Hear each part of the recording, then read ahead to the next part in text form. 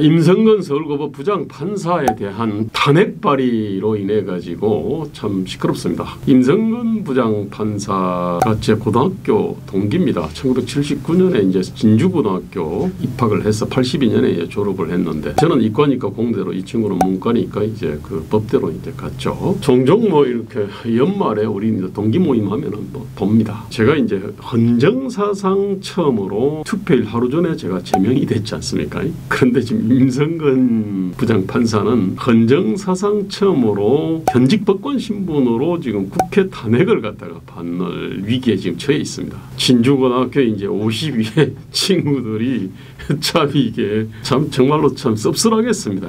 근데 뭐 임성근이나 저나 징계 사유가 중대하다 그러면은 몰라도 그야말로 저는 말도 안 되는 사유였지 않습니까? 이게 노인 배려 발언을 노인 폄하 발언이라고 왜곡을 갖다 해서 이제 그렇게 징계를 했고 임성근 부장판사도 이게 이제 결국 재판 개입이라고 하는 건데 야구선수 오성환 씨 재판에 개입을 했다 뭐 이겁니다. 이게 그래서 이제 법원에서 뭐 견책이라고 하는 아주 경징계가 내려졌습니다. 또 다른 하나는 세월호 7시간 행적 관련해 가지고 일본 산케이신문 기자가 그때 이제 그 칼럼을 썼는데 거기에 대해서 이제 재판이 이제 열렸는데 거기에 대해서 재판에 개입한 혐의로 기소됐는데 이미 작년 2월에 1심에서 무죄 선고를 받은 겁니다. 그러니까 뭐냐면 결국 남은 건 견책징계 하나거든요. 이게 견책징계 하나를 가지고 국회의원 161명이 발의 동의를 해서 탄핵을 하겠다고 하는 겁니다. 이게 누가 봐도 이거는 재판 개입 정도가 아니고 사법권의 독립성에 대한 침해입니다. 모든 법관에 대해 가지고 까불면 죽어 지금 완전히 조폭적인 행태라고 볼 수밖에 없습니다. 그런데 더 가강인 거는 김명수 대법원장이라는 작자입니다. 이게 임성근 부장판사가 작년 4월 달에 김명수 대법원장을 만나 가지고 뭐 이러저러한 사유로 인해 가지고 그때 수술도 받았고 몸무게 30kg가 빠졌고 뭐 이러저러한 회의도 들고 그래 가지고 사표를 내겠다고 했거든요. 그런데 이 김명수 대법원장이라고 하는 작자가 하는 말이 뭐냐면은 여당에서 탄핵을 하자고 하는데 내가 사표 수리하면은 국회에서 무슨 소리 뭐 얘기를 듣겠냐 이런 얘기를 한 겁니다. 사법부와 법관을 겁박하기 위해 가지고 탄핵하자고 하는 건데 그러면은 사법권의 어떤 독립을 갖다가 추구하는 사법부 수장이라거나로서는 당연히 사실 사표 수리를 해줘야 되는 겁니다. 이게 그리고 임성근 부장판사가 법관 그 재임용 신청을 안 했기 때문에 올해 2월 말로 일종의 정년퇴임 30년의 법관 생활을 마감을 갖다가 한다고 합니다. 지금이라도 김명수 대법원장은 사표 수리를 하면 됩니다. 그런데 기어이 탄핵을 하겠다는 거거든요. 이게 그리고 김명수는 탄핵에 협조하겠다는 겁니다. 이게 근데 제가 이제 한 가지 참 이게 또 하나 정년 한 발을 남겨놓고 아주 기어이 무리한 징계를 갖다가 하는 사례를 제 가까운 사람 중에 또 당한 사람이 있습니다. 바로 유석준 교수입니다. 개혁자연합에서 정규재, 김대호, 유석준 어떻게 보면 일종의 삼두마차라고 할 수 있는데 바로 유석준 교수가 그런 경우를 당했는데 유석준 교수는 작년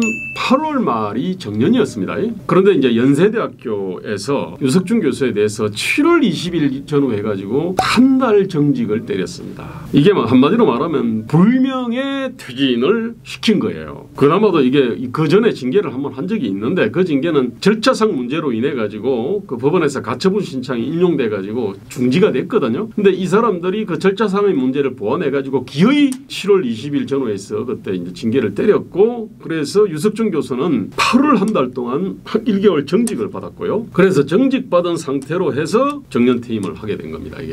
이게 뭐죠 이게? 1945년에 소련이 그때 북한을 갖다 지배를 했을 때 그때 빨간 완장찬 놈들이 있었습니다. 그때 그 사람들이 그 당시에 기독교 신자고 뭐 그다음에 부자고 많이 배운 사람들 있지 않습니까?